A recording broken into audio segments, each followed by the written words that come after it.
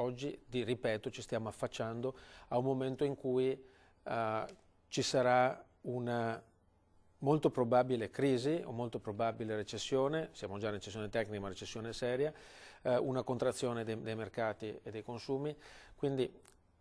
è un momento in cui c'è bisogno del dialogo, perché come abbiamo detto, guardate che siamo in difficoltà, rischia di peggiorare, stiamo peggiorando, mettiamo anche che noi non avessimo avuto ragione, oggi il problema diventa molto più grave, per cui da una parte io consiglio agli imprenditori di crearsi le proprie riserve nell'affrontare il prossimo periodo, perché non si sa da che parte andremo, per cui affrontate il prossimo futuro sapendo che ci potrà essere una contrazione, quindi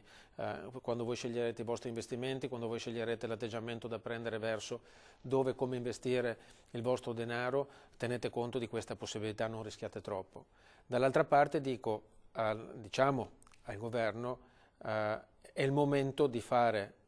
squadra, è il momento di capire come affrontare bene e insieme questo momento. Non pensiamo solo a logiche di brevissimo termine, abbiamo bisogno di prendere il toro per le corna prima che sia troppo tardi. Poi se ci stiamo sbagliando, l'economia va bene, avremo creato extra riserve, lo usiamo, ma non facciamo un mutuo adesso, non facciamo un leasing adesso.